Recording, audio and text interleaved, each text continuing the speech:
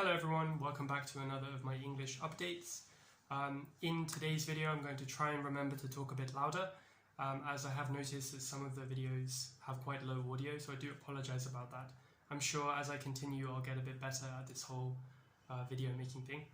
But before I get into our 5 chunks for today, I'd like to remind you that there is a comment underneath the video where I've written out each of the chunks of language in case you're not catching anything. Of course, you can check the Quizlet too to see them there and practice. If you'd like to make your own sentences to have a bit of a practice, then I'd be happy to give you some feedback. Just leave your comment below. And yeah, if you find these useful, then please do share it with anyone you know who might also benefit.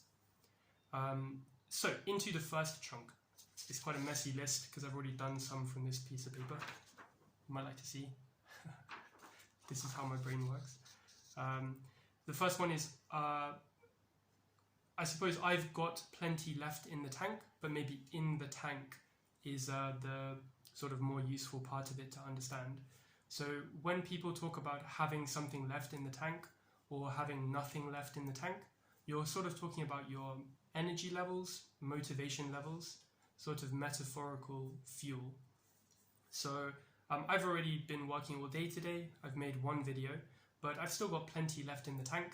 That's why I'm here making another one. You know, if somebody's extremely fit, then they might play a game of football, then go to the gym, and they might still have plenty left in the tank to go out again in the evening. Whereas someone with worse fitness might play half of a game of football with their friends and already have nothing left in the tank, you know. So yeah, it's a metaphorical description about sort of your energy levels.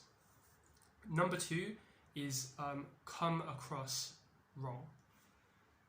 So this is kind of definitely a phrasal verb because you wouldn't understand what it means just looking at the word come and across.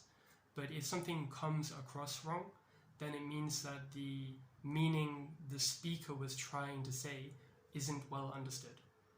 So kind of like the information doesn't make it across to the person listening. So it doesn't come across correctly. Trying to think of an example of something that might come across wrong. I don't know, I suppose when women ask you for an opinion on how they look or their clothes, it's quite easy to come across wrong. You know, if it's a person who you're not involved with romantically in any way, it can be hard to offer a compliment without coming across wrong, maybe seeming creepy. But then if you don't say something nice, that might come across wrong and it might seem offensive, you know, so that would be maybe a context where it's easy for men, in my experience, to come across wrong. Number 3, we've got another phrasal verb, which is take your mind off. Of course, your mind is never actually literally on something, but when you take your mind off something, you move your focus away from something. So, people often do hobbies or go out to relax or maybe just watch TV to switch off in order to take their mind off of something maybe stressful or occupying, like perhaps work or something important happening at home. So, what will I do this evening? Perhaps I'll watch a film this evening to take my mind off the day's work. This would be a good one to write a comment to try out yourself below the video. What do you do to take your mind off work when you get home?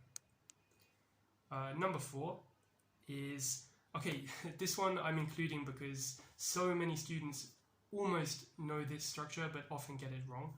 And it is the first thing that came to mind is, or the first thing that comes to mind is, in the present tense.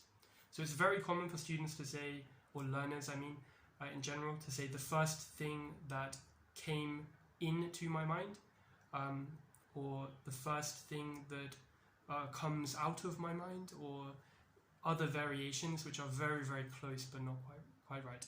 So yeah, it's just that comes to mind, or that came to mind.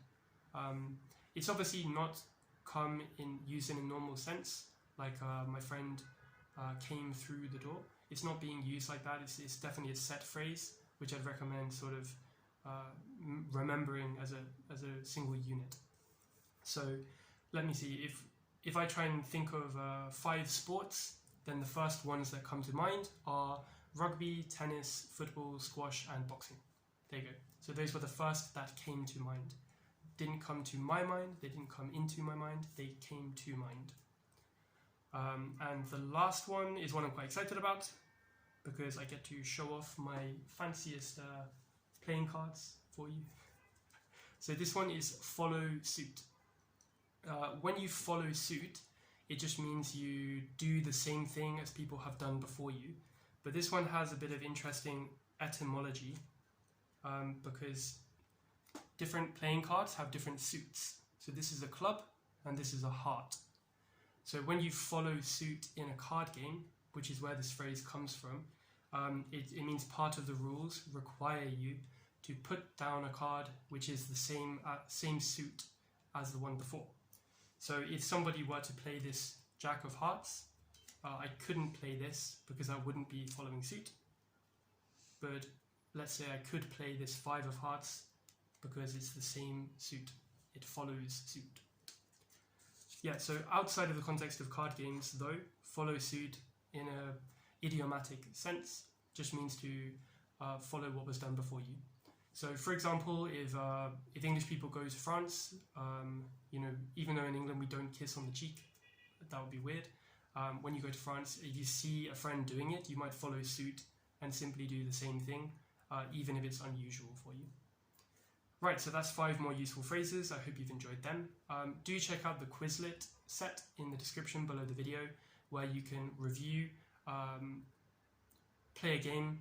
I recommend the match game to test yourself on your understanding, and even go back to my other update sets to check if you remember or understand some of the other chunks I've introduced before. Otherwise, see you in the next video.